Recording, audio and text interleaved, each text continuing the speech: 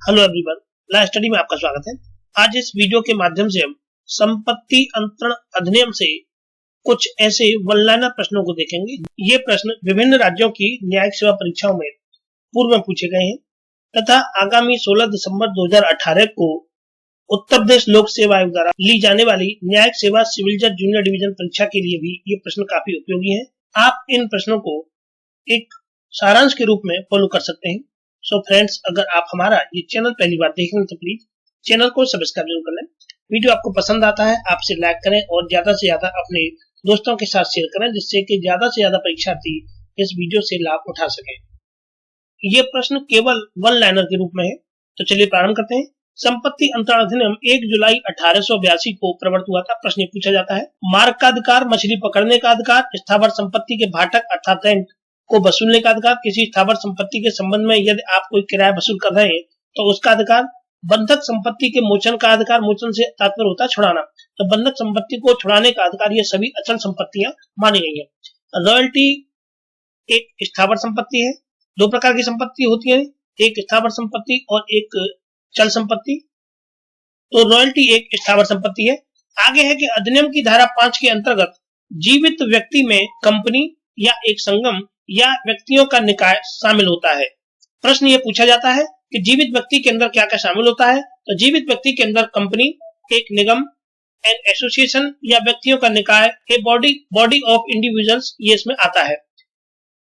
प्रश्न है कि अधिनियम की धारा 5 शब्द किसे परिभाषित करती है। तो अधिनियम की धारा 5 ये संपत्ति अंतरण को परिभाषित करती है।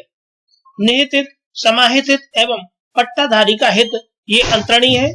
उत्तराधिकार की संभावना मात्र आधारित हित अंतरित नहीं किया जा सकता। अर्थात यदि किसी मामले में केवल उत्तराधिकार की मात्र संभावना है तो मात्र संभावना के आधार पर हम किसी भी हित को अंतरित या ट्रांसफर नहीं कर सकते हैं।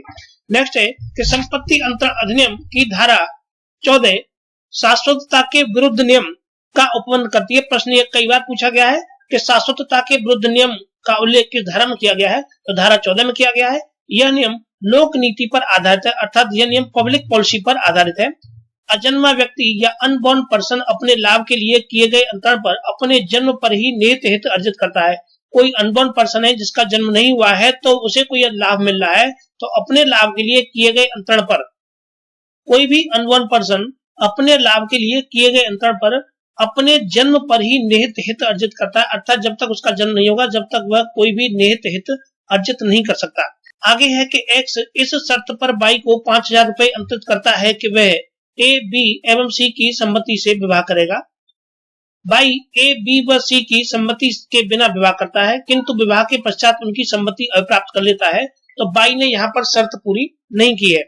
यह सिद्धांत वह सिद्धांत जिसके अनुसार अंतरणकर्ता को पश्चातवर्ती अधिग्रहित संपत्ति को ऐसे अंतरित को प्रदान करना आवश्यक है जिसने कि उसके मिथ्या व्यपदेशन पर कार्य किया है तथा जो कि उसे प्राप्त नहीं हो सकता है उसके लिए धन भुगतान पर स्वयं को हानि पहुंचाई है, तो विबंधन द्वारा अनुदान का परिपोषण कहलाता है।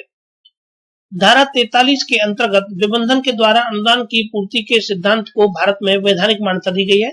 एक व्यक्ति अपने से अच्छा स्वायत्त या हित दूसरे को अंतरित नहीं कर सकता है।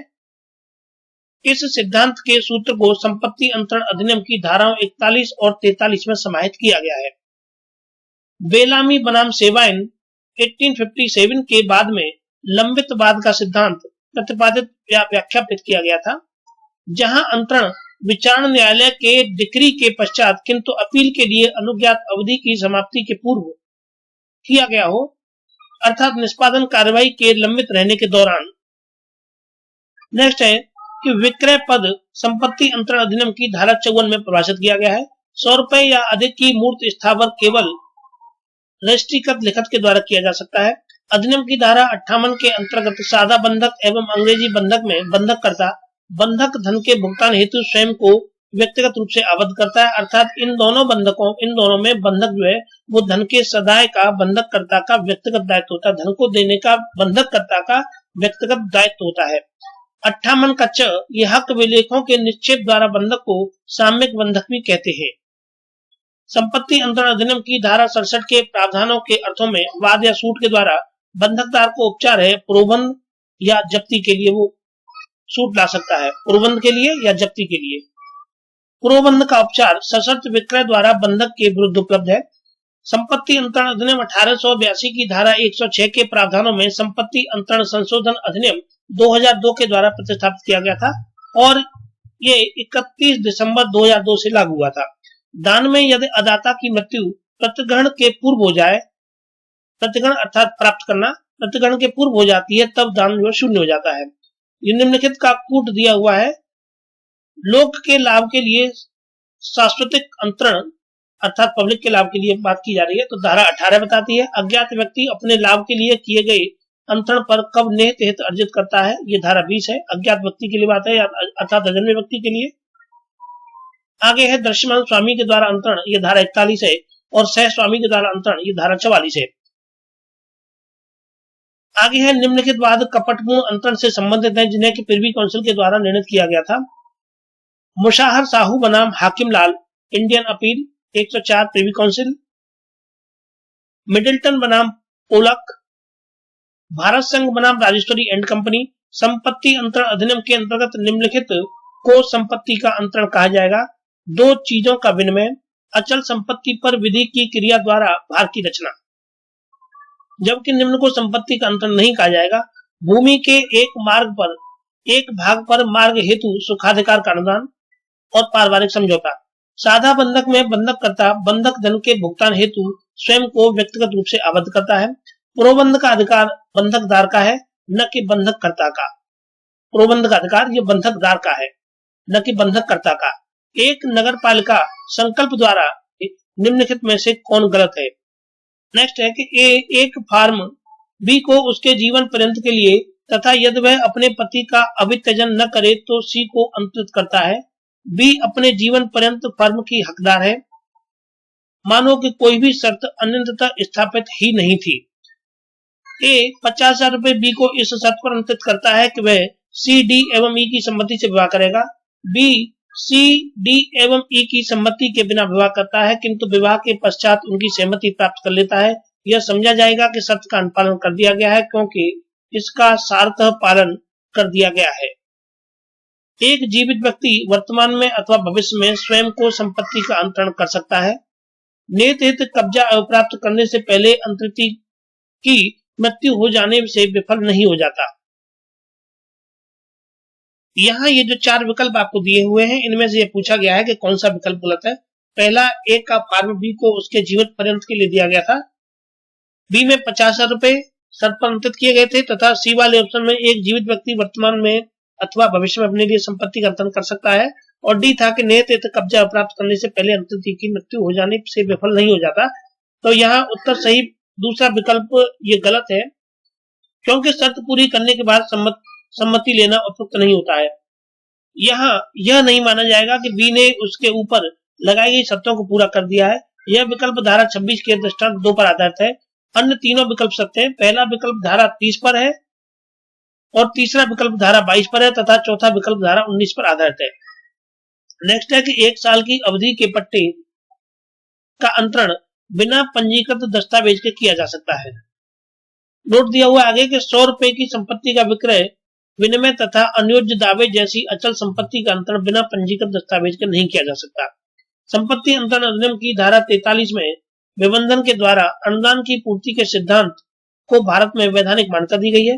संपत्ति अंतरण अधिनियम की धारा 52 में उल्लेखित लंबित वाद का सिद्धांत लोक नीति से संबंधित है। ये कुछ सिद्धांत दिए हुए हैं, इन्हें देख लीजिए एक बार। धारा 14 में शाश्वतता के विरुद्ध नियम है। धारा 17 में संचयन का सिद्धांत है। धारा 26 में यथा समीप्य का सिद्धांत है और धारा 27 में तीव्रता का सिद्धांत है। धारा 35 में निर्वाचन का सिद्धांत है। धारा 41 में व्यपदेशन का सिद्धांत है। धारा 43 में विबंध के द्वारा अनुदान का सिद्धांत है। धारा 48 में पूर्व वक्ता अर्थात प्राथमिकता का सिद्धांत है। धारा 52 में लंबित वाद का सिद्धांत है। धारा 53 में भागिक पालन का सिद्धांत है। धारा 61 में समेकन का सिद्धांत है। धारा 73 में प्रतिस्थापित प्रतिभूति का सिद्धांत है। धारा 56 और 81 में क्रमबंधन का सिद्धांत है। धारा 92 में प्रत्याशन का सिद्धांत है। धारा 93 में आवंधन का सिद्धांत है। तो ये सिद्धांतों में से प्रश्न पूछ लिए जाते हैं। आगे हम चैप्टर 1 को देखेंगे जो कि प्रारंभिकी से है। संपत्ति अंतरण अधिनियम के प्रावधान वहां लागू होंगे जहां के पक्षकारों के कार्य के द्वारा संपत्ति का अंतरण किया गया हो। संपत्ति अंतरण अधिनियम 1882 के उपबंध अधिकांशतः स्थावर संपत्तियों पर लागू होते हैं, परंतु कुछ उपबंध स्थावर एवं जंगम दोनों प्रकार की संपत्तियों के अंतरण पर भी लागू होते हैं। संपत्ति अंतरण अधिनियम की किसी भी धारा में पद संपत्ति अर्थात संपत्ति को परिभाषित नहीं किया गया है। संपत्ति शब्द को कहीं भी परिभाषित नहीं किया गया है। संपत्ति अंतरण अधिनियम 1 जुलाई 1882 को प्रवर्तित हुआ था। संपत्ति अंतरण अधिनियम 1882 चल एवं अचल दोनों संपत्तियों को समावेशित करता है, अर्थात अपने अंदर समावेशित का तात्पर्य होता है समाये हुए है। संपत्ति अंतरण अधिनियम मात्र जीवित व्यक्तियों के अंतरण को विनियमित करता है। जीवित व्यक्तियों के बीच ही अंतरण, संपत्ति अंतरण अधिनियम केवल जीवित व्यक्तियों के बीच के अंतरण के विषय में ही बताता है, ये वसीयतों पर लागू नहीं होता है। संपत्ति अंतरण अधिनियम का अध्याय 2 मुस्लिम विधि के नियम को प्रभावित करने वाला नहीं समझा जाएगा, ये धारा 2 बताती है। आगे निर्वचन खंड धारा 3 से ये प्रश्न है स्थावर संपत्ति के संबंध में कि संपत्ति अंतरण अधिनियम 1882 की धारा 3 में वर्णित है, न कि धारा 2 में। संपत्ति अंतरण अधिनियम 1882 की धारा 3 में वर्णित है, न कि धारा 2 में। जमीन का पट्टा, राष्ट्रीय का अधिकार, अचल संपत्ति की आमदनी में हित, ये सब अचल संपत्ति है। जमीन का पट्टा कराना, राष्ट्रीय का अधिकार, राष्ट्रीय से जाने का अधिकार तथा अचल संपत्ति की आमदनी में हित, अर्थात किसी अचल संपत्ति से आपको कोई आमदनी हो रही है, कोई किराया प्राप्त हो रहा है, तो वो सब अचल संपत्ति में शामिल है। जमीन, भूमि से प्राप्त फायदे तथा वे वस्तुएं जो कि भूमि से जुड़ी हुई हैं, अचल संपत्ति। जमीन है, भूमि से प्राप्त फायदे हैं और वे वस्तुएं जो जमीन से जुड़ी हुई हैं, अचल संपत्तियां मानी जाती हैं। संपत्ति अंतरण अधिनियम के अंतर्गत फलदार वृक्ष चल संपत्ति नहीं माने गए, यानी यह अचल संपत्ति है। मार्ग का अधिकार, मछली पकड़ने का अधिकार, स्थावर संपत्ति के भाटक अर्थात किराया को वसूलने का अधिकार, यह सब अचल संपत्ति है। आगे हम चल एवं जंगम संपत्ति से देखते हैं। मूवेबल प्रॉपर्टी से प्रश्न, संपत्ति अंतरण अधिनियम के अंतर्गत खड़ा हुआ काष्ठ ये अचल संपत्ति नहीं है। उगने वाली फसलें अचल संपत्ति नहीं है क्योंकि इनको काट लिया जाता है। पूजा के अधिकार को स्थावर संपत्ति के रूप में मान्यता नहीं दी गई है। लिखत से क्या तात्पर्य है? धारा 3 के अनुसार लिखत में अवसीयती लिखत अविप्रेत है, अर्थात जो वसीयत नहीं है उसको लिखत के रूप में अविप्रेत किया गया है या बताया गया है। अनुप्रमाणित या अटेस्टेड से क्या तात्पर्य है? किसी भी लिखत के संबंध में अनुप्रमाणित से अविप्रेत है और सर्वदा अविप्रेत रहा होना समझा जाएगा कि कम से कम 2 साक्ष्यों के द्वारा उसका प्रमाणन होना आवश्यक है। अधिनियम के अंतर्गत लिखत को अनुप्रमाणित करने के लिए 2 साक्षी अपेक्षित होते हैं। प्रश्न सीधे सीधे पूछा जाता है। संपत्ति अंतरण अधिनियम 1882 की धारा 3 के अंतर्गत भूमि में विनिर्दिष्ट चीजें जो कि भूमध्य की परिभाषा में सम्मिलित की गई है। अनुयोज्य दावा क्या है? निम्नलिखित अनुयोज्य दावा है। मुस्लिम महिला का अद्दत मेहर का दावा अनुयोज्य दावा है। बकाया किराए का दावा, भागीदारी के अंश तथा पेशगी धन की वापसी ये अनुयोज्य दावा है। अधिनियम के अंतर्गत भविष्य निधि अनुयोज्य दावा है। निम्नलिखित अनुयोज्य दावे नहीं है। नुकसानी के लिए बाद लाने का अधिकार तथा डिक्री के अंतर्गत देय धन प्राप्त करने का अधिकार अधिनियम के अंतर्गत अनुयोज्य दावा नहीं है। अधिनियम के अंतर्गत प्रतिलिप्याधिकार अर्थात कॉपीराइट अनुयोज्य दावा नहीं है। ऐसा कर्ज जो कि अचल संपत्ति के बंधक से प्रतिभूति हो वह अधिनियम के अधीन अनुयोज्य दावा नहीं है। LLB की परीक्षा में वचन ग्रहीता के उत्तीर्ण होने पर 500 रुपए का भुगतान करने का वचन अधिनियम के अंतर्गत अनुयोज्य दावा नहीं है। मध्यवर्ती लाभ का दावा अनुयोज्य दावा नहीं है। जुगल किशोर सदाफ बनाम रॉक कॉटन कंपनी लिमिटेड के बाद में यह निर्णय किया गया था कि जहां एक डिक्री भविष्य में डिक्री का उपबंध करती है तो वह अनुयोज्य दावा नहीं है।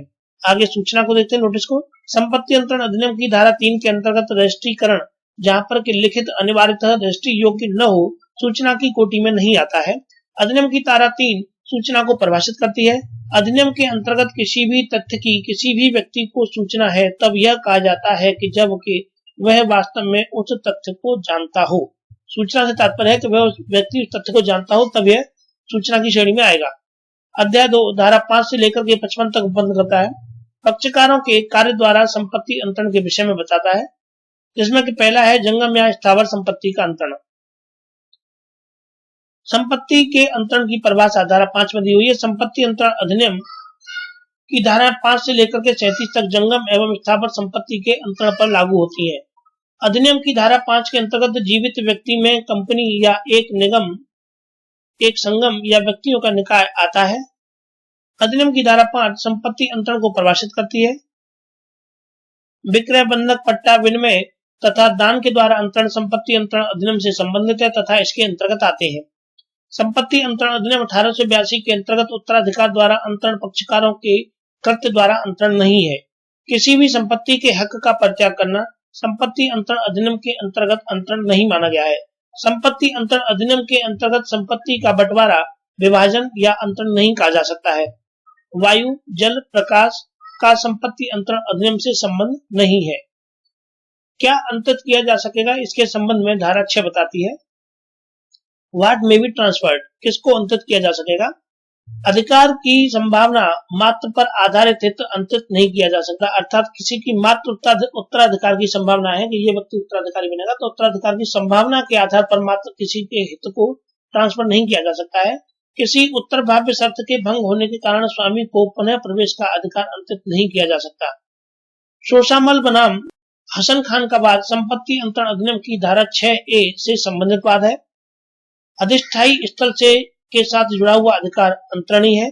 अधिष्ठायी स्थल से पृथकतः सुखाधिकार अंतरित नहीं किया जा सकता। अधिष्ठायी स्थल का तात्पर्य होता है कि कोई ऐसा टुकड़ा जो कि आपके खेत से, मान लीजिए कोई रास्ता जो लगा हुआ है और उस रास्ते से या खेत से बिल्कुल नजदीक होकर के कोई रास्ता या मेड़ से लगा हुआ कोई रास्ता जा रहा है, तो आप अधिष्ठायी स्थल से यानी जिसे आप यूज कर रहे हैं उसके साथ में जो लगा हुआ हिस्सा है से पृथकतः सुखाधिकार, उसको आप जाने के जो हिस्सा है, जो रास्ता है, उसे आप किसी को ट्रांसफर नहीं कर सकते। तो यह है अधिष्ठायी स्थल से पृथक अर्थात अलग करके उसे आप किसी को ट्रांसफर नहीं कर पाएंगे। तो अधिष्ठायी स्थल से पृथक सुखाधिकार अंतरित नहीं किया जा सकता। भावी भरण पोषण का अधिकार चाहे वह किसी भी रीति से उद्भूत, प्रद्भूत या अवधारित हो, अंतरित नहीं किया जा सकता। भविष्य निर्वाह भत्ता का अधिकार अंतरित नहीं किया जा सकता है। विक्रय इकरारनामा के आधार पर केवल दावा करने का अधिकार अधिनियम की धारा 6 के अंतर्गत अंतरित नहीं किया जा सकता। अधिनियम की धारा 6 के अंतर्गत लोक अधिकारी के वेतन का अंतरण नहीं हो सकता है। किसी भी प्रकार की संपत्ति यदि विधि के द्वारा वर्जित न हो, अंतरित की जा सकती है। अधिनियम की धारा 6 में 10 अपवाद दिए हुए हैं। आगे है अंतरण करने के लिए सक्षम व्यक्ति, ये धारा 7 बताती है। इस धाराओं पर भी सीधे सीधे प्रश्न पूछे जाते हैं। जैसा कि आप सभी को विदित है कि प्रारंभिक परीक्षा में ज्यादातर प्रश्न सेक्शन वाइज ही रहते हैं।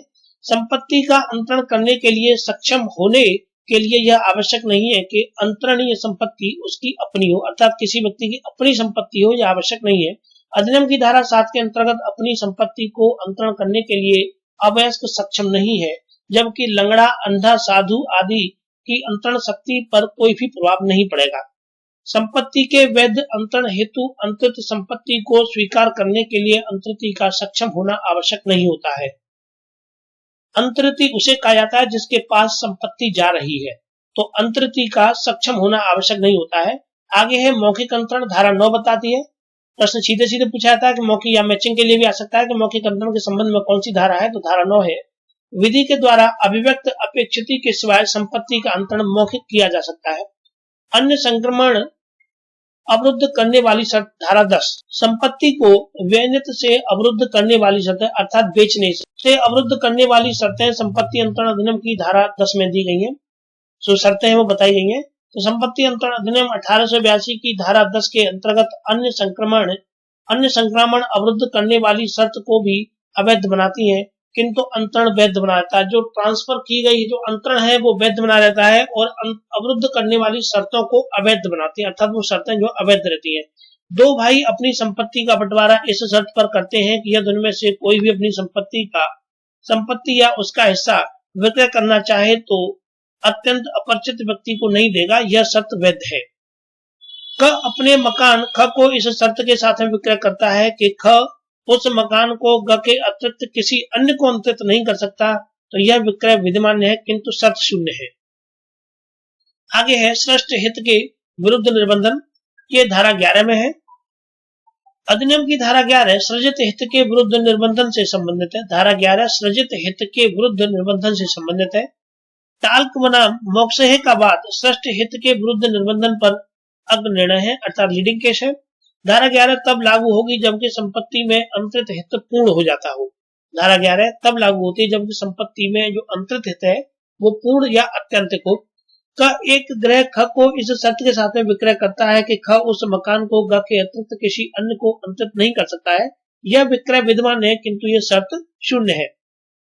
नेक्स्ट है कि क अपनी कृषि भूमि ख को बेचता है इस शर्त के साथ कि ख भूमि से गेहूं बो सकता है, भूमि में गेहूं बो सकता है किंतु धान की फसल पैदा नहीं कर सकता।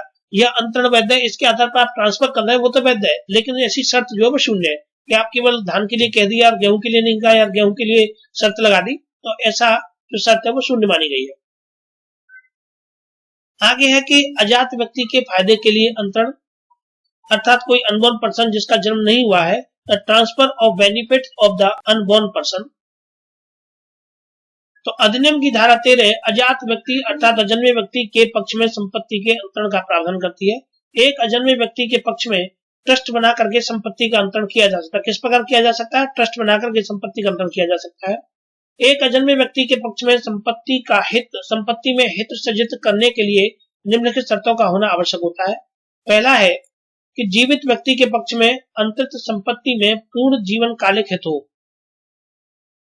यानी उससे पहले जो जीवित व्यक्ति थे जिनको संपत्ति ट्रांसफर की गई थी, तो उनके पक्ष में अंतरित जो प्रॉपर्टी ट्रांसफर हुई थी संपत्ति में पूर्ण जीवन कालिक उनका हित होना चाहिए। अंतिम जीवन कालिक हित समाप्त होने से पूर्व अजात व्यक्ति जन्म ले ले। जिस व्यक्ति के जो लास्ट वाला व्यक्ति था जिसको संपत्ति ट्रांसफर की गई थी, उसके जीवन कालिक उसका हित समाप्त होने से पहले जो अजन्मा व्यक्ति है उसका जन्म लेना आवश्यक है, और अजन्मे व्यक्ति के पक्ष में अत्यंतिक हित दिया जाता हो। अजन्मे व्यक्ति के हित में जो हित है वो अत्यंतिक दिया जाना हो। नेक्स्ट है कि अपनी संपत्ति व को उसके जीवन पर्यंत के लिए और उसके बाद उसके अजन्मे पुत्र को जीवन पर्यंत के लिए अंतरित करता है। इस मामले में अजात व्यक्ति के पक्ष में किया गया अंतरण शून्य है। आगे है शाश्वतता के विरुद्ध नियम, ये धारा 14 बताती है। संपत्ति अंतरण अधिनियम की धारा 14 शाश्वतता के विरुद्ध नियम का उपबंध करती है। यह नियम लोक नीति पर आधारित है। प्रश्न सीधे पूछा जाता है। हिबटवी बनाम मिचेल 1980 के बाद में दोहरी संभावना के विरुद्ध नियम को मान्यता मिली थी। इस बाद में यह निर्णय किया गया था कि इस नियम में संपत्ति प्राप्त करने की दोहरी संभावना इसीलिए है क्योंकि अजात व्यक्ति का जन्म लेना अनिश्चित है जिसे कि आजीवन हित दिया जा रहा है। ऐसे अजात व्यक्ति के संतानों का जन्म लेना भी अनिश्चित है। रमेश और किशोर ने आपस में संविदा किया कि रमेश और उसके वंशज किशोर तथा उसके परिवार वालों को पीढ़ी दर पीढ़ी मंदिर का पुजारी नियुक्त करेंगे। यह संविदा शाश्वतता के विरुद्ध होने के कारण शून्य है। शाश्वतता के विरुद्ध नियम के निम्नलिखित अपवाद है। लोकहित, लोक लाभ, जनहित के लिए अंतरण जैसे कि दान के लिए स्थायी शाश्वतता का अंतरण, व्यक्तिगत प्रसंविदाएं अर्थात व्यवहार, भार एवं बंधक, नेतृत्व, ऐसा कोष जो कि आगे आने वाली 7 पीढ़ियों तक के लिए रखा गया है। आगे है निहित, ये धारा 19 बताती है। अजन्मा व्यक्ति अर्थात अनबोर्न पर्सन अपने लाभ के लिए किए गए अंतरण पर अपने जन्म पर ही निहित हित अर्जित कर सकता है, अर्थात वह जब तक उसका जन्म नहीं होता जब तक वो उस हित को अर्जित नहीं कर सकता है। धारा ये 19 जो है निहित हित के विषय में बताती है। सीधे सीधे प्रश्न पूछा जाता है। धारा 17 संचयन के निर्देश, धारा 21 समाश्रित हित तथा धारा 48 अंतरण द्वारा सृजित अधिकारों की पूर्वता से संबंधित है। धारा 17 संचयन के संबंध में, संचयन के लिए निर्देश है, तथा धारा 21 समाश्रित हित तथा धारा 48 अंतरण द्वारा सृजित अधिकारों की पूर्वता से संबंधित है। जहाँ की संपत्ति अंतरण में उस संपत्ति में किसी भी व्यक्ति के पक्ष में हित विनिर्दिष्ट अनिश्चितता घटना के घटित होने ही प्रभावी होने के लिए सृष्ट किया गया हो, तब ऐसा अंतरण समाश्रित हित अर्थात धारा 21 के अंतर्गत आएगा और कहा जाएगा। नेक्स्ट है सशर्त अंतरण, ये धारा 25 में है, अर्थात कंडीशनल ट्रांसफर। इस धारा में 3 प्रकार की शर्त पूर्ववर्ती, पश्चातवर्ती या उत्तरवर्ती तथा समपार्श्विक वर्णित है। पहली हो गई पूर्ववर्ती, दूसरी हो गई पश्चातवर्ती या उत्तरवर्ती तथा तीसरी है समपार्श्विक। ये दी हुई है। ख को क एक खेत का पट्टा इस शर्त पर करता है कि वह 1 घंटे में 100 मील पैदल चले, इस तरह किया हुआ पट्टा ये शून्य है। ख को 500 रुपए इस शर्त पर देता है कि क की पुत्री ग से विवाह करेगा। अंतरण के दिन ग की मृत्यु हो जाती है। यह अंतरण संपत्ति अंतरण अधिनियम की धारा 25 के अंतर्गत शून्य है। अपने भतीजी ब को 5000 रुपए इस शर्त पर अंतरित करता है कि वह अपने पति का परित्याग करते, ऐसा अंतरण शून्य है। आगे है प्रोभाव्य शर्त की पूर्ति, धारा 26। किसी भी पूर्ववर्ती शर्त पर निर्भर अंतरण की दशा में अंतरण प्रभावी होता है जब शर्त का सार्थ अनुपालन कर दिया जाता है। संपत्ति अंतरण अधिनियम 1882 की धारा 26 यथा समीप के सिद्धांत का वर्णन करती है। 500 रुपए ब को इस शर्त पर अंतरित करता है कि वह स, द और ई की सम्मति से विवाह करेगा। ई की मृत्यु हो जाती है, स और द की सम्मति से ब विवाह कर लेता है। यहाँ यह समझा जाएगा कि ब ने शर्त को पूरा कर दिया है। अर्थात जो सार्थक शर्त की बात ऊपर कही गई है कि उसके समीपता का जो सिद्धांत बताया गया कि वो मर गया था लेकिन अन्य दो से वह अनुमति लेने के बाद विवाह करता है, तो शर्त यहाँ पर पूरी हो गई है। एक्स इस शर्त पर बाई को 5000 रुपए अंतरित करता है कि वह ए, बी एवं सी की सम्मति से विवाह करेगा। बाई ए, बी एवं सी की सम्मति के बिना विवाह करता है किंतु विवाह के पश्चात उनकी सम्मति अप्राप्त कर लेता है, तो बाई ने शर्त पूरी नहीं की है। संपत्ति अंतरण अधिनियम की धाराएं 26 एवं 29 से स्पष्ट है कि विधि हित के निहित होने के पक्ष में है तथा हित के विनिहित होने के विरोध में है। आगे धारा 27 है कि क इस शर्त पर कि उसकी मृत्यु के पश्चात ख 3 मास के भीतर अमुक पट्टा निष्पादित कर देगा ख को, और यदि वह ऐसा करने से उपेक्षा करे तो ग को 500 रुपए अंतरित करता है। क के जीवन काल में ख की मृत्यु हो जाती है, ग के पक्ष में व्यय प्रभावी हो जाता है। तो यहाँ जो मृत्यु है वो ख की हो रही है, पहले ख के लिए ट्रांसफर हो रहा था, पट्टा करने की बात कही गई थी, तो यहाँ ख की मृत्यु हो जाती है तो ग के पक्ष में ऐसा जो व्ययन है वो प्रभावी हो जाता है। नेक्स्ट है कि क अपनी पत्नी की संपत्ति अंतरित करता है इस शर्त के साथ कि यदि क की पत्नी क के जीवन काल में ही मर जाए तो वह संपत्ति ख को अंतरित हो जाएगी। क और उसकी पत्नी ऐसी परिस्थितियों में एक साथ विनष्ट हो जाते हैं कि यह साबित करना असंभव हो जाता है कि वह कौन पहले मरे, तो ख के पक्ष में व्ययन प्रभावी नहीं होगा। धारा 29 उत्तर भाव्य की शर्त की पूर्ति के विषय बताती है। 500 रुपए ब को उसके प्राप्त होने या विवाह करने पर उसके दिए जाने के लिए इस उपबंध के साथ अंतरित करता है कि यदि ब अप्राप्त ही मर जाए या स की सम्मति के बिना विवाह कर ले तो वे 500 रुपए द को मिलेंगे। ब केवल 17 वर्ष की आयु में ही और ग की सम्मति के बिना विवाह करता है तो 500 रुपए द को मिलेंगे। उत्तर भाव्य शर्त की पूर्ति धारा 29 में संबंधित है, जबकि धारा 30 में वर्णित है कि पूर्विक व्ययन का परत्तर व्ययन की अविध मान्यता के द्वारा प्रभावित होना। निम्न की धारा सही सुमेलित है। धारा 21 समाश्रित हित को बताती है, धारा 17 संचयन के लिए निर्देश को बताती है और धारा 48 अंतरण के द्वारा श्रेष्ठ अधिकारों की पूर्विकता को बताती है। आगे है पूर्विक व्ययन के बाद वाले व्ययन की अविध मान्यता के द्वारा प्रभावित न होना। इसके संबंध में धारा 30 बताती है। धारा 30 पूर्विक व्ययन के बाद वाले व्ययन की अविध मान्यता के द्वारा प्रभावित न होने के संबंध में है। यह है कि क एक फार्म ख को उसके जीवन पर्यंत के लिए तथा यदि वह अपने पति का अवित्यजन न करे तो ग को अंतरित करता है। ख अपने जीवन पर्यंत फार्म की ऐसी हकदार है कि मानो शर्त अंत स्थापित थी ही नहीं। निर्वाचन कब आवश्यक है, ये धारा 45 बताती है। निर्वाचन का सिद्धांत संपत्ति अंतरण अधिनियम की धारा 35 में दिया हुआ है। चुनाव का सिद्धांत हिंदू, मुसलमान एवं ईसाइयों पर समान रूप से लागू होता है। निर्वाचन अर्थात चुनाव। यद्यपि यह धारा अध्याय 2 मुसलमानों पर लागू नहीं होती है, तथापि निर्वाचन के सिद्धांत को सादिक हुसैन बनाम हाशिम अली के बाद में लागू किया गया था। 2 अधिकारों में से चुनना जहां पर यह स्पष्ट आशय हो कि दोनों का उपभोग आश्रित नहीं था, निर्वाचन का सिद्धांत कहलाता है। अधिनियम के अंतर्गत चुनाव के सिद्धांत का आधार यह है कि एक व्यक्ति जो कि लिखित का लाभ ले रहा है उसे भार वहन अवश्य करना चाहिए। निर्वाचन के सिद्धांत के आवश्यक तत्व हैं। पहला है संपत्ति का अनाधिकृत अंतरण, संपत्ति का अनाधिकृत अंतरण। दूसरा है एक ही संविवाद। तीसरा है लाभ और दान। अधिनियम की धारा 35 के अंतर्गत यदि एक संपत्ति का स्वामी अंतरण से विसम्मत होने का निर्वाचन करता है तो निराश अंतरित प्रतिकर पाने का अधिकार रखता है। अंतरण अनुग्राहक है तथा निर्वाचन के पूर्व अंतरक मर जाता है, जबकि अंतरण अनुग्राहक है तथा निर्वाचन के पूर्व अंतरक मर जाता है। अंतरण अनुग्राहक है तथा निर्वाचन के पूर्व अंतरक नया अंतरण करने में असमर्थ हो। और सी है कि अंतरण प्रतिफलार्थ हो। आगे है कि सुल्तानपुर की खेत स की संपत्ति, सुल्तानपुर का कोई खेत है जो कि स की संपत्ति है और उसका मूल्य 80,000 रुपए है।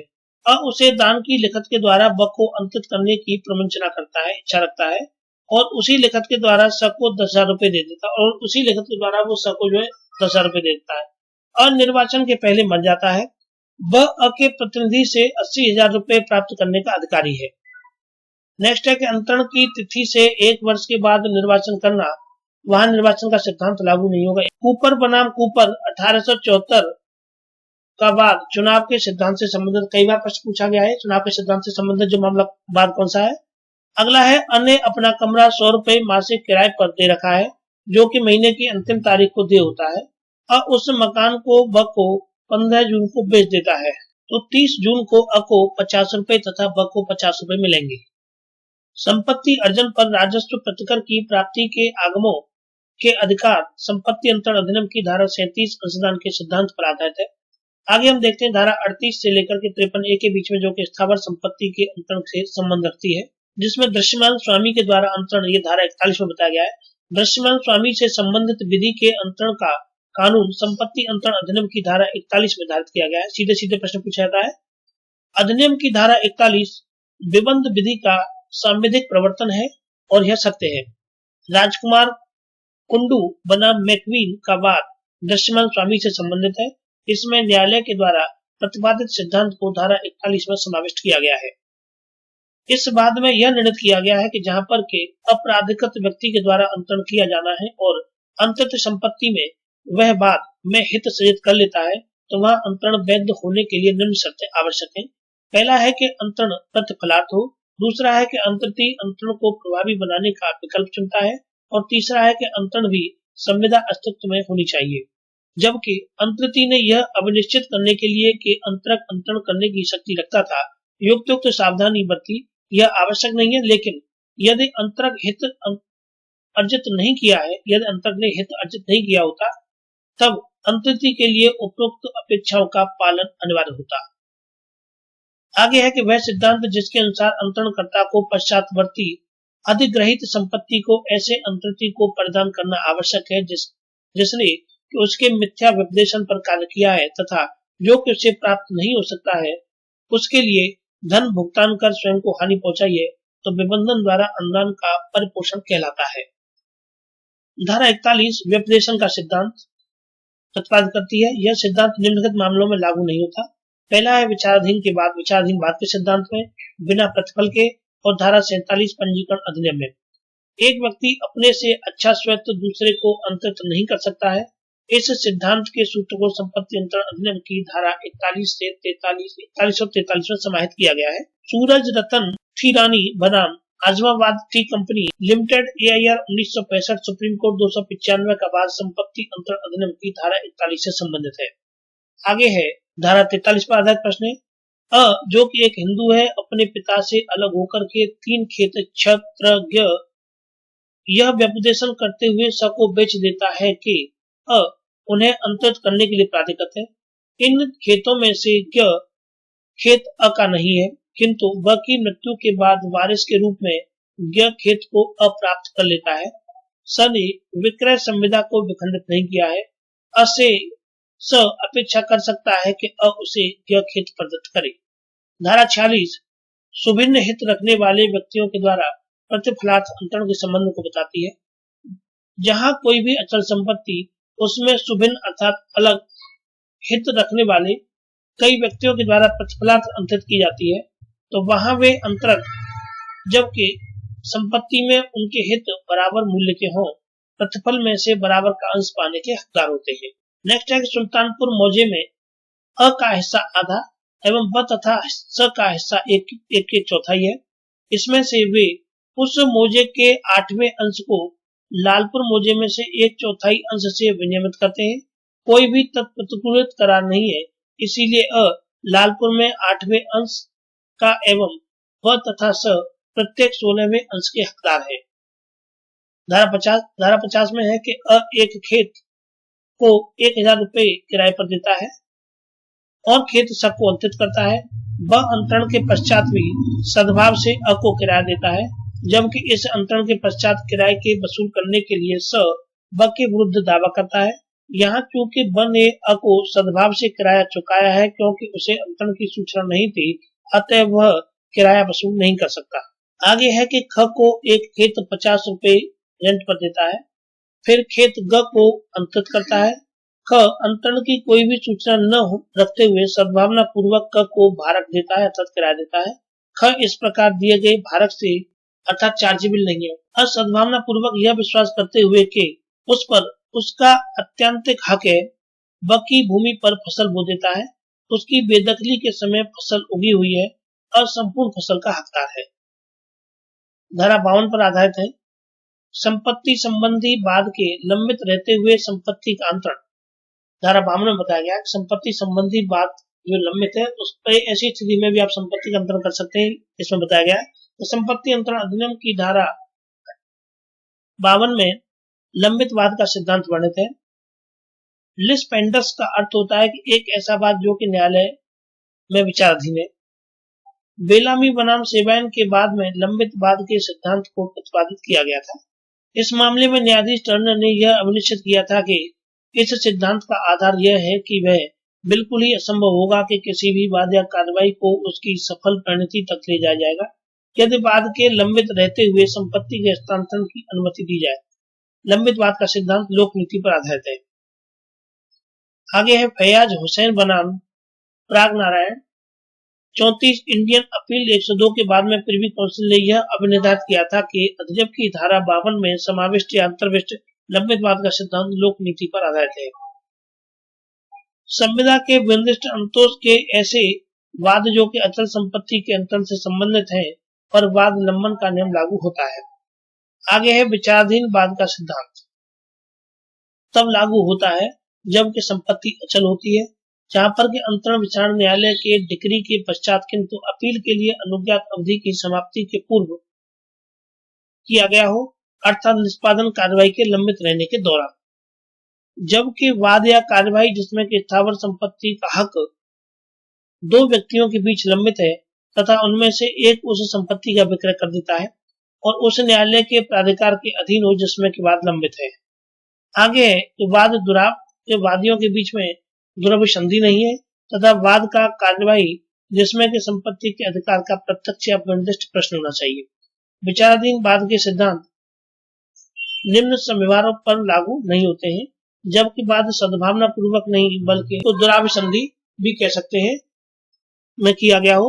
चल संपत्ति का कोई भी अधिकार प्रश्नगत हो, संपत्ति न्यायालय की क्षेत्रीय अधिकारता के बाहर हो तथा वाद में संबंध निर्वाह के पूर्व संविवार हुआ हो। आगे धारा 53 ये कपटपूर्ण अंतरण के संबंध में बताती है।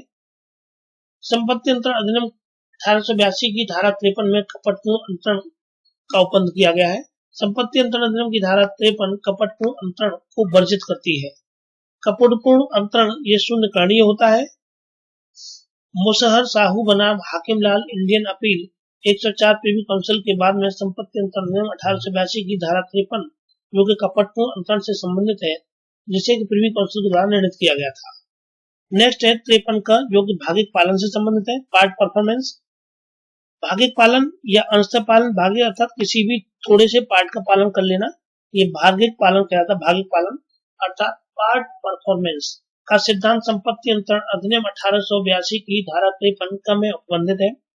प्रबोध कुमार दास बनाम दंतमारा टी कंपनी लिमिटेड का वाद भागिक पालन के सिद्धांत से संबंधित है। इस बाद में न्यायालय ने यह अभिनिर्धारित किया था कि धारा 53 का अंततः प्रतिवादी के लिए किसी भी हक का सृजन नहीं करती है, अपितु उसे अपने कब्जे को बचाने के लिए अधिकार प्रदान करती है। भागिक पालन के सिद्धांत पर मोहम्मद मुस्सा बनाम अशोक कुमार गांगुली एक अग्रनिर्णय अर्थात रीडिंग केस है। मेडिसन बनाम एंडरसन, आरिफ बनाम यदुनाथ, मियां पीर बख्श बनाम मोहम्मद लाहर तथा मानक लाल मनमुख भाई बनाम होसल जी जमशेद, ये वाद भी लंबित वाद से संबंधित है। संपत्ति अंतरण अधिनियम 1882 की धारा 53A के अंतर्गत दिया गया भागिक पालन का सिद्धांत एक कानूनी अधिकार है तथा बचाव में उपलब्ध है। अंतर्ति के द्वारा इस धारा के प्रावधानों का प्रयोग केवल ढाल के रूप में किया जा सकता है, तलवार के रूप में नहीं किया जा सकता। यह सही है कि भागिक पालनकर्ता को अपने कब्जे की सुरक्षा का हक प्राप्त है। संपत्ति अंतरण अधिनियम की धारा 53A में यह सिद्धांत वर्णित है कि किसी भी अपंजीकृत विक्रय की संविदा के अंतर्गत कब्जाधिकारी हस्तांतरित पर किसी भी कार्रवाई का अधिकार प्रदान नहीं करती है। संपत्ति अंतरण अधिनियम की धारा 53A आंशिक पालन के सिद्धांत के लिए आंशिक पालन का सिद्धांत जो है के लिए यह जरूरी नहीं है कि संविदा चल संपत्ति के लिए हो। ऐसा कोई भी असंदिग्ध कार्य जो कि अविकथित से अन्य संविदा से संदर्भित किए जाने योग्य न हो, भागिक पालन गठित नहीं करेगा। भागिक पालन के मामले में अंतरित को नोटिस देना आवश्यक नहीं होता है। अधिनियम के अंतर्गत भागिक पालन का सिद्धांत निम्नलिखित पर लागू नहीं होता है: मौखिक संविदाओं पर, खड़ी इमारती लकड़ी पर तथा कोई यदि विषय वस्तु घास हो। आगे अध्याय 3 जो कि स्थावर संपत्ति के विक्रय के संबंध में है, जिसमें विक्रय की परिभाषा धारा 54 में दी हुई है। कीमत का नकद भुगतान विक्रय का अनिवार्य तत्व नहीं है। विक्रय पद संपत्ति अंतरण अधिनियम की धारा 54 में परिभाषित किया गया है। विक्रय ऐसी कीमत के बदले स्वामित्व का अंतरण है जो कि दी जा चुकी है, जिसे देने का वचन दिया गया हो और जिसका कोई भी भाग दे दिया गया हो एवं कोई भाग देने का वचन दिया गया हो। अधिनियम के अंतर्गत विक्रय के द्वारा अंतरण की विषय वस्तु स्थावर संपत्ति हो सकती है। धारा 54 के अंतर्गत अंतरण लिखित एवं मौखिक दोनों हो सकते हैं, मगर मूर्त अचल संपत्ति का विक्रय यदि उसका मूल्य 100 रुपए से कम है, जैसे कि 70 रुपए, 80 रुपए या 90 रुपए है, तो उसका अंतरण मौखिक भी किया जा सकता है। स्थावर संपत्ति के विक्रय पत्र अथवा दस्तावेज के प्रमाणीकरण की आवश्यकता नहीं होती है। संपत्ति के अंतरण में विक्रेता तब तक संपत्ति के धारकों और लाभों का हकदार है जब तक कि उसका स्वामित्व क्रेता को संक्रांत नहीं किया जाए, संक्रांत नहीं हो जाए। वक्र द्वारा अनाधिकृत वक्र ओर से स्थावर संपत्ति खरीदता है, वह द्वारा अनाधिकृत वक्र ओर से स्थावर संपत्ति खरीदता है जिस पर के विलंगम की सूचना है, बाद में उस क्रय का अनुसमर्थन करता है और मूल्य चुका देता है। उन परिस्थितियों में विधि यह मानकर चलती है कि प्रारंभ से ही व का अभिकर्ता है। नेक्स्ट है संपत्ति अंतरण अधिनियम की धारा 56 और 81 में क्रम बंधन का सिद्धांत दिया हुआ है। सीधे प्रश्न पूछा जाता है। अध्याय 4 स्थावर संपत्ति के बंधकों और भारों के विषय में। संपत्ति अंतरण अधिनियम की धारा 58 में बंधक के सिद्धांत का उल्लेख है। अधिनियम की धारा 58 का बंधक, बंधककर्ता, बंधकदार, बंधक धन तथा बंधक विलेख को परिभाषित करती है। ये सभी परिभाषाएं इस धारा 58 क में है। ये परिभाषाएं कई बार पूछी गई है। बंधक में स्वामित्व का अंतर नहीं होता है बल्कि हित का अंतर होता है। अधिनियम की धारा 58 क के अंतर्गत परिभाषित बंधक के हित के अंतर का वचन दिया जाना आवश्यक नहीं है। अधिनियम की धारा 58 में 6 प्रकार के बंधक वर्णित हैं, जो कि निम्न है। 58 ख ये सादा बंधक अर्थात साधारण बंधक सदैव पंजीकृत होना चाहिए। जहां बंधकदार को बंधककर्ता के द्वारा बंधक की गई संपत्ति के कब्जे का पर्दा नहीं किया जाता है, उसे सादा बंधक कहते हैं। 58 ग सशर्त विक्रय के द्वारा बंधक, संपत्ति के पुनः अवय हस्तांतरण के साथ करार जोड़ते हुए प्रत्येक विक्रय सशर्त विक्रय के द्वारा बंधक नहीं है। प्रोबंध की उपचार सशर्त विक्रय के विरुद्ध उपलब्ध है। 58 घ ये भाग बंधक विषय बताता है। अधिनियम की धारा 58 घ ये भोग बंधक से संबंध रखती है। भोग बंधक है, भाग बंधक नहीं है। भोग बंधक में बंधकदार संपत्ति का आधिपत्य ले लेता है, उसे धारकों एवं अन्य लाभों को प्राप्त करने का अधिकार हो जाता है जब तक कि बंधक धन अदा नहीं किया जाता। 58 का अंग ये अंग्रेजी बंधक है, इंग्लिश मॉर्गेज है। अधिनियम के अंतर्गत अंग्रेज बंधक धन के संदाय का सादा एवं अंग्रेजी बंधक में व्यक्तिगत दायित्व होता है, अर्थात उस व्यक्ति का व्यक्तिगत दायित्व बन जाता है। 58 च हक विलेखों के निक्षेप के द्वारा बंधक को बताता है। हक विलेखों के निक्षेप के द्वारा बंधक साम्यक बंधक कहते हैं, अर्थात हक विलेखों के निक्षेप के द्वारा जो बंधक बनता है उसे बंधक साम्यक बंधक कहा जाता है। 58 का छ ये विलक्षण बंधक को बताता है। प्रत्याशन साम्यपूर्ण बंधक का प्रकार विनिर्दिष्टतः उल्लिखित नहीं है। हक विलेखों के निक्षेप के द्वारा बंधक को लिखित एवं पंजीकृत होना आवश्यक नहीं होता है। आगे है कि अन्य बसे ऐसी संपत्ति के हक विलेखों को मुंबई में निक्षेप करके कुछ धन उधार लिया, जो कि संपत्ति भोपालपुरा में अवस्थित है। भोपालपुरा अधिसूचित शहर नहीं है। बंधक का मुंबई में रजिस्ट्रेशन नहीं किया गया। बने बंधक संपत्ति के विक्रय के लिए बात प्रस्तुत किया। यहाँ बंधक वैध है, क्योंकि मुंबई से बाहर स्थित संपत्ति का बंधक मुंबई में हक विलेखों के निक्षेपों के द्वारा किया जा सकता है। नेक्स्ट है कि बंधक द्वारा अपनी संपत्ति ब को इस शर्त के साथ अंकित करता है कि 10 वर्ष तक ब संपत्ति की आय से बंधक धन प्राप्त करेगा और उसके बाद शेष रकम की अदायगी करके संपत्ति का मोचन करा लेगा। यह विलक्षण बंधक है। आगे है ऋण का मौखिक समावेशन का अंतरण जो है ये वैध है। नेक्स्ट है कि बंधक कब हस्तांतरण पत्र के द्वारा किया जाना चाहिए, इसके संबंध में धारा 59 बताती है। जहां की प्रतिपूर्ति मूलधन 100 रुपए है, वहां जो भी हक विलेखों के निक्षेपों के द्वारा बंधक से भिन्न है के बारे में निम्नलिखित शर्तें होनी चाहिए। बंधककर्ता के द्वारा हस्ताक्षरित होना चाहिए, कम से कम 2 साक्ष्यों के द्वारा अनुप्रमाणित होना चाहिए और दृष्टिगत लिखित होना चाहिए, लेकिन मौखिक रूप से अनुरोध किया जा सकता है, यह आवश्यक नहीं है। नेक्स्ट है मोचन करने का बंधककर्ता का अधिकार, धारा 60 बताती है। बंधक के मामले में जबकि बंधककर्ता के द्वारा ऋण की अदायगी कर दी जाती है, तब बंधककर्ता अपनी प्रतिपूर्ति वापस पाने का अधिकार रखता है। यह मोचन का अधिकार कहलाता है।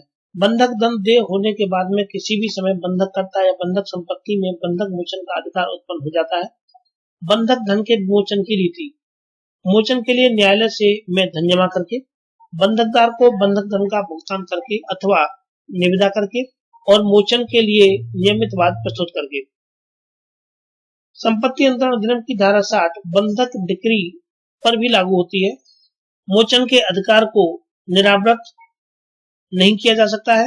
विमोचन के अधिकार को संबंधित प्रमुख वाद, विमोचन के अधिकार से संबंधित प्रमुख वाद निम्नलिखित हैं। स्टेनली बनाम वाइल्ड, नॉक्स बनाम राइस, क्रेगलिगर बनाम New Patagonia Meat and Cold Storage Company Limited. अधिनियम की धारा 61 समेकन के सिद्धांत से संबंधित है। संपत्ति अंतरण अधिनियम की धारा 63 एवं 70 दोनों बंधक संपत्ति से में अनुबंधी से संबंधित है। धारा 63 के अंतर्गत अनुबंधी का हकदार बंधकदार होता है, जबकि धारा 70 के अंतर्गत अनुबंधी का हकदार बंधकदार होता है। अर्थात धारा 63 के अंतर्गत जो अनुबंधी का जो हकदार है वो बंधक करता है, और जबकि धारा 70 के अंतर्गत अनुबंधी का जो हकदार है वो बंधकदार है। धारा 63 बंधकदार के कब्जे की बंधक संपत्ति में अनुबंधी बंधक के चालू रहने के दौरान होती है। तत्प्रतिकूलित संविदा न हो तो मोचन किए जाने पर ऐसी अनुबंधी का बंधककर्ता हकदार होता है। अधिनियम की धारा 65 को बंधककर्ता को पट्टा करने की शक्ति के विषय में बताती है। नेक्स्ट है संपत्ति अंतरण अधिनियम की धारा 67 के प्रावधानों के अर्थों में वाद द्वारा बंधकदार को उपचार है। वाद के द्वारा बंधकदार को जो उपचार दिए गए वो प्रोबंध का या जब्ती का, ये 2 अधिकार दिए गए। प्रोबंध का अर्थ होता है कि बंधककर्ता के द्वारा अपनी संपत्ति का मोचन कराने से अत्यंतिक रोक, अर्थात जिसने संपत्ति को बंधक रखा है वह अपनी संपत्ति को छुड़ा न सके, तो इसके लिए अत्यंतिक रोक का प्रावधान जो प्रोबंध से तात्पर्य रखता है। न्यायालय से ऐसी डिक्री प्राप्त कराने का अधिकार कि बंधककर्ता उस संपत्ति का मोचन कराने के अपने अधिकार से अत्यंतिक रूप से विवर्जित रहे, अर्थात न्यायालय से कोई इस तरह की डिक्री प्राप्त करे जिससे कि जो बंधक करता है वो अपनी संपत्ति का मोचन न करा सके, तो इसे प्रोबंध का अधिकार कहलाता है। संपत्ति अंतरण अधिनियम की धारा 69A में प्रापक अर्थात रिसीवर की नियुक्ति के बारे में प्रावधान है। संपत्ति अंतरण अधिनियम की धारा 73 प्रतिस्थापित प्रतिपूर्ति के सिद्धांत का विमोचन की विवेचना करती है। संपत्ति अंतरण अधिनियम की धारा 76 में कब्जा बंधकदार के वैधानिक दायित्वों को बताया गया है। बहुचर्चित नियम मोचन ऊपर की ओर और प्रोबंध नीचे को, मोचन ऊपर की ओर है और प्रोबंध नीचे को है, धारा 51 का एवं 94 में सम्मिलित है। देखिए मोचन ऊपर की ओर क्यों कहा गया, क्योंकि जब वो अपनी संपत्ति को छुड़ा लेगा तो मोचन वाली बात आ गई, अर्थात सामने वाले का बेनिफिट है। और प्रोबंध नीचे की ओर, अर्थात प्रोबंध के द्वारा वो जिसके पास ऐसी जमीन रखी हुई है, बंधक रखी हुई है, तो वो उसको न छुड़ा, सामने वाला व्यक्ति उसको न ले पाए, तो इसके संबंध में शब्द यूज किया गया है प्रोबंधनीय चेक को। तो ये धारा 91A तथा 94 में सम्मिलित है। आगे है प्रत्याशन का सिद्धांत, धारा 92 में लागू होता है। प्रत्याशन का अर्थ होता है कि एक दूसरे के स्थान पर स्थापित होना, अर्थात बंधक के मामले में बंधकदार से भिन्न व्यक्ति के द्वारा बंधक ऋण चुका करके उसकी जगह पर प्रतिस्थापित होने को प्रत्याशन कहते हैं।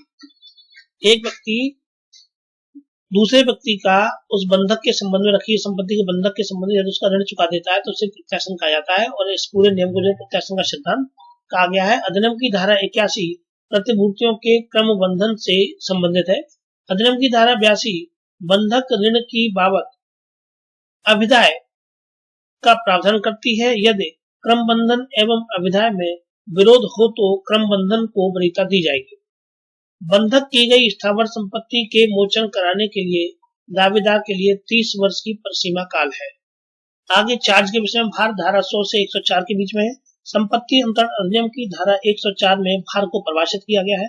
संपत्ति अंतरण अधिनियम के अधीन भार का सृजन पक्षकारों के कृत्य द्वारा व विधि की प्रक्रिया के द्वारा किया जा सकता है।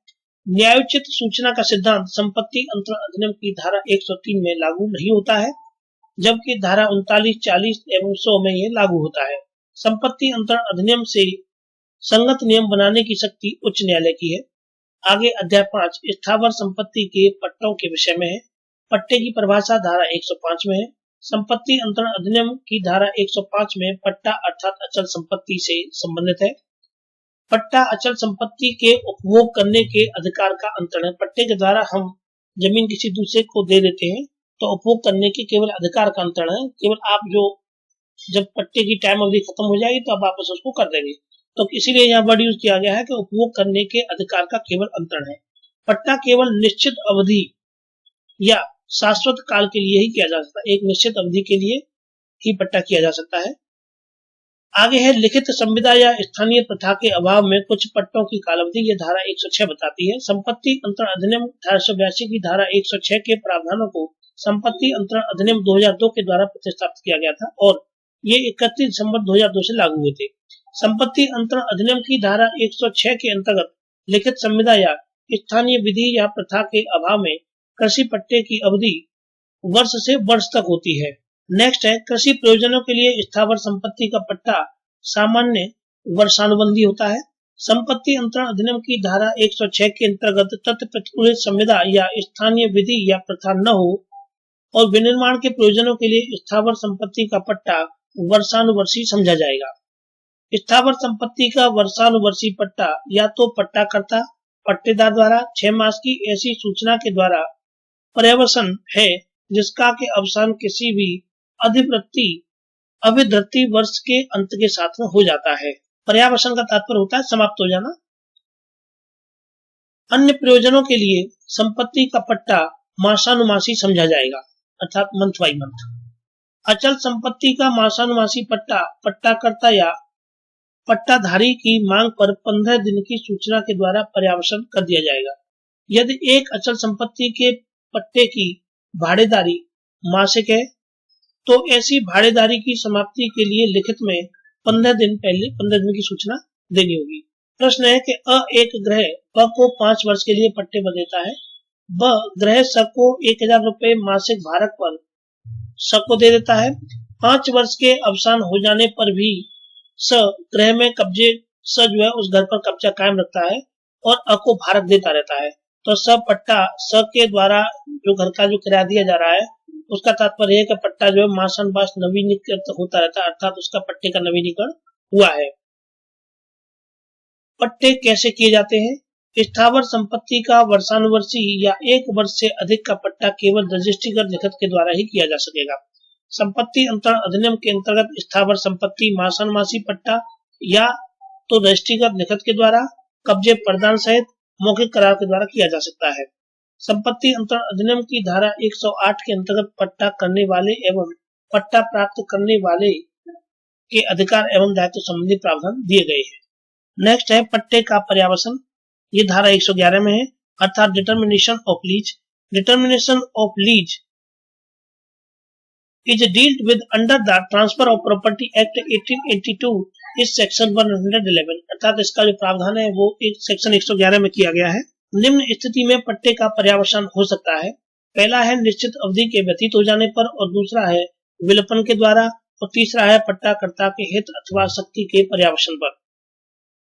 यदि पट्टादाता एवं पट्टाग्रहीता के स्वत्व एक ही व्यक्ति में उसी अवधि में विष्ठित हो जाते हैं तो पट्टे का समापन हो जाता है। अभिव्यक्त शर्त के भंग होने पर समपहरण के द्वारा पट्टे का पर्यावसान हो जाता है, अर्थात कोई शर्त लागू थी और शर्त भंग कर दी जाती है या उसको माना नहीं जाता तो भी पट्टे का पर्यावसान हो जाता है। जबकि पट्टेदार दिवालिया हो जाए तब अचल संपत्ति के पट्टे का पर्यावसान हो जाता है। पट्टाकर्ता की मृत्यु होने पर पट्टे का पर्यावसान नहीं होता है, अर्थात यदि पट्टाकर्ता की मृत्यु हो जाती है तो पट्टे का पर्यावसान नहीं होता है।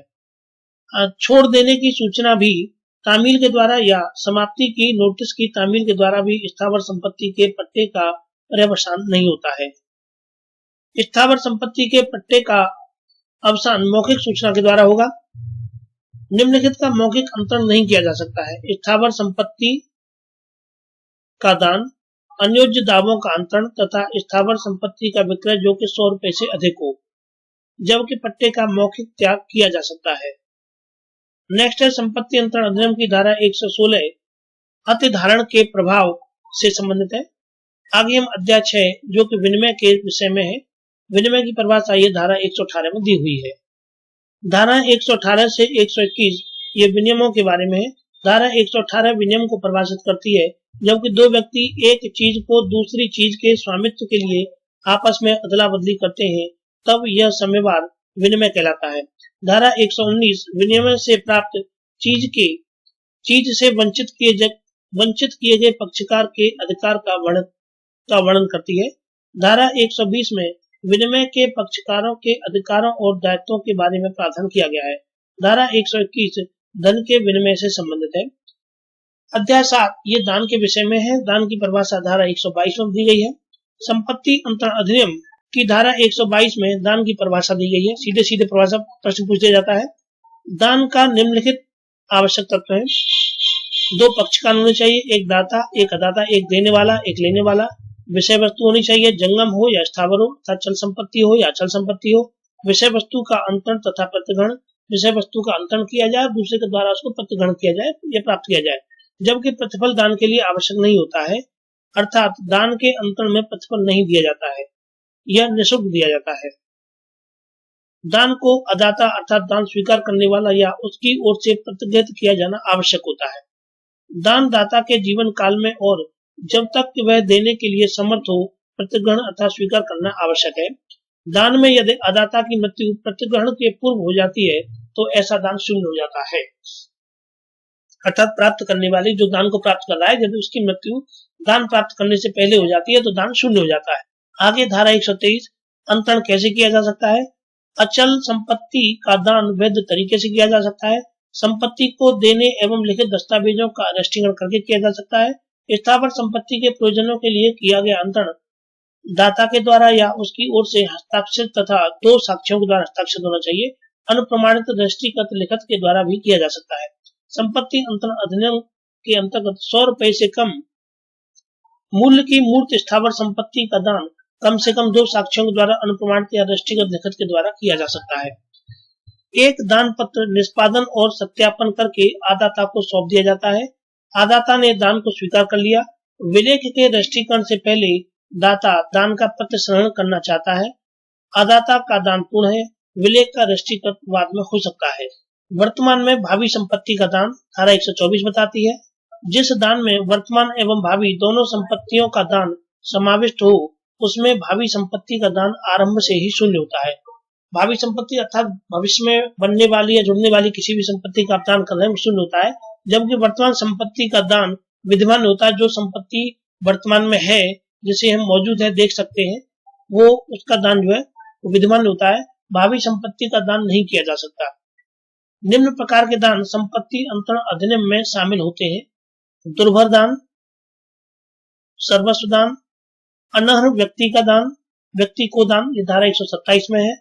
दुर्भर दान धारा 127, सर्वस्व अदाता ये धारा 128 तथा अनर्ह व्यक्ति का दान, अनर्ह व्यक्ति को दान ये धारा 127 में है, जबकि आसन्न मरण दान धारा 129 संपत्ति अंतरण अधिनियम में शासित नहीं होता है। आगे है सर्वस्व अदाता धारा 128। संपत्ति अंतरण अधिनियम की धारा 128 में सर्वस्व अदाता को परिभाषित किया गया है। एक सर्वस्व अदाता दाता के शोध्य देय ऋणदाताओं के प्रति दायित्वाधीन है। सर्वस्व अदाता का दायित्व उसके पास दान स्वरूप दी गई संपत्ति के मूल्य की सीमा तक होता है। दान कब निलंबित या प्रतिसंहृत किया जा सकेगा, धारा 126 बताती है ब को 1 लाख रुपए ब की अनुमति से अपना यह अधिकार आरक्षित करते हुए देता है कि वह उन लाख रुपयों में से 10,000 रुपए जब चाहे वापस ले सकेगा। 90,000 रुपए के बारे में दान वैध है एवं 10,000 रुपए के लिए दान शून्य है। क इस शर्त के साथ मकान दान करता है कि यदि ख इसमें नहीं रहा तो दान समाप्त हो जाएगा। नेक्स्ट है अनुयोज्य दावों के अंतरण के विषय में। अनुयोज्य दावों का अंतरण धारा 130 बताती है। अधिनियम की धारा 130 से लेकर के 137 तक में अनुयोज्य दावों के अंतरण के बारे में प्रावधान किया गया है। एक अनुयोज्य दावे का अंतरण अंतरणकर्ता के द्वारा हस्ताक्षरित लिखित से किया जा सकता है। संपत्ति अंतरण अधिनियम की धारा 130 में अनुयोज्य दावों के संबंध में निम्नलिखित अपवाद है। समुद्री बीमा तथा अग्नि बीमा। ब अ का देनदार है। ब व ऋण स को अंतरित कर देता है। अ से ऋण चुकाने के लिए ब तकादा करता है या डिमांड करता है। अ को अंतरण की यथाविहित सूचना के द्वारा यथाविहित सूचना धारा 131 संपत्ति अंतरण अधिनियम में नहीं मिली है और वह ब को सदाय कर लेता है या पेमेंट कर देता है तो यह संदाय वैध है, ऐसा पेमेंट वैध है और ग उस ऋण के लिए बात नहीं ला सकता। नेक्स्ट हम ये कुछ महत्वपूर्ण धाराएं एक बार देख लेते हैं जिनसे कि प्रश्न बनते हैं, पूछे जाते हैं। आप इस वीडियो को 2 से 3 बार अगर सुन लेंगे तो आपको काफी कुछ लाभ मिलेगा एग्जाम्स के लिए। चलिए धारा देखते हैं। धारा 3 में निर्वचन खंड को बताया गया है। धारा 5 में संपत्ति के अंतरण की परिभाषा बताई गई है। धारा 6 क्या अंतरित किया जा सकेगा यह बताती है। धारा 8 अंतरण का प्रभाव बताती है। धारा 13 अजात व्यक्ति के पक्ष में अंतरण को बताती है अर्थात अनबोर्न पर्सन के पक्ष में अंतरण। धारा 14 शाश्वतता के विरुद्ध अंतरण को बताती है, मैचिंग के लिए सीधे सीधे पूछे जाते हैं। धारा 17 संचयन के विरुद्ध नियम को बताती है। धारा 19 निहित हित को बताती है। धारा 21 समाश्रित हित को बताती है। धारा 19 और 21 में से हर बार प्रश्न आता है। धारा 19 में निहित हित है और धारा 21 में समाश्रित हित है। धारा 25 में सशर्त अंतरण को बताती है। धारा 26 ये पूर्व भाव्य की शर्त को बताती है। धारा 27 सशर्त परिसीमा को बताती है। धारा 35 निर्वाचन के संबंध में है। 36 और 37 ये प्रभाजन को बताती है। धारा 41 ये दृश्यमान स्वामी को बताती है। धारा 43 अपराधिकृत व्यक्ति के द्वारा अंतरण को बताती है। धारा 44 सह स्वामी के द्वारा अंतरण को बताती है। धारा 52 ये संपत्ति संबंधी वाद के लंबित रहते हुए संपत्ति के अंतरण को बताती है। धारा 53 ये कपटपूर्ण अंतरण को बताती है। धारा 53A ये भागिक पालन के संबंध में है। धारा 54 विक्रय की परिभाषा को बताती है। धारा 56 ये पाश्चात्य क्रेता द्वारा क्रम बंधन के सिद्धांत को बताती है। धारा 58 बंधक, बंधककर्ता, बंधकदार, बंधक धन और बंधक विलय की परिभाषा को बताती है। धारा 60 मोचन कराने का बंधककर्ता का अधिकार बताती है। धारा 63 और 70 ये बंधक संपत्ति में अनुवृद्धि को बताती है। धारा 65 का बंधककर्ता को पट्टा करने की शक्ति के संबंध में बताती है। धारा 67 प्रोबंध या विक्रय के अधिकार को बताती है। धारा 68 बंधक धन के लिए बाद लाने के अधिकार को बताती है। धारा 69A रिसीवर की नियुक्ति के संबंध में है, कई बार पूछा गया है। धारा 71 बंधकित पट्टे के नवीनीकरण के संबंध में बताती है। धारा 78 और 79 ये पूर्विकता के संबंध में है। धारा 81 प्रतिपूर्तियों का क्रम बंधन बताती है। धारा 91 क और 94 ये एक बार बंधक और सदैव बंधक को बताती है। धारा 92 प्रत्याशन को बताती है। धारा 98 विलक्षण बंधकों के पक्षकारों के अधिकार और दायित्व को बताती है। धारा 100 भार की परिभाषा को बताती है। धारा 105 पट्टे की परिभाषा को बताती है। धारा 111 पट्टे के पर्यवसान को बताती है। धारा 116 अतिधारण के प्रभाव को बताती है। धारा 118 विनिमय की परिभाषा को बताती है। धारा 122 दान की परिभाषा को बताती है। धारा 127 ये दुर्भर दान को बताती है। धारा 128 सर्वस्व अदाता को बताती है। धारा 129 आसन्न मरण दान और मोहमंडन विधि की व्यावृत्तियों के संबंध में बताती है। और धारा 130 अन्योज्य दावों के अंतरण के संबंध में बताती है। सो फ्रेंड्स, इस वीडियो के माध्यम से मैंने संपत्ति अंतरण अधिनियम के सभी चैप्टर से पूछे जाने वाले प्रश्न और उनके समरी सारांश रूप में इस वीडियो के माध्यम से लिया है। मैंने ये वीडियो केवल उत्तर प्रदेश सिविल जज न्याय सेवा परीक्षा के उद्देश्य से ही बनाया है। सो प्लीज आप अधिक से अधिक वीडियो को शेयर करें। वीडियो काफी लंबा है, आप 2 से 3 बार यदि इसको सुन लेंगे, समझ लेंगे तो काफी आपको सहायता इस वीडियो के माध्यम से मिलेगी। तो आप अधिक से अधिक वीडियो को शेयर करें जिससे कि ज्यादा से ज्यादा परीक्षार्थी इस वीडियो का लाभ उठा सकें। So thank you for watching.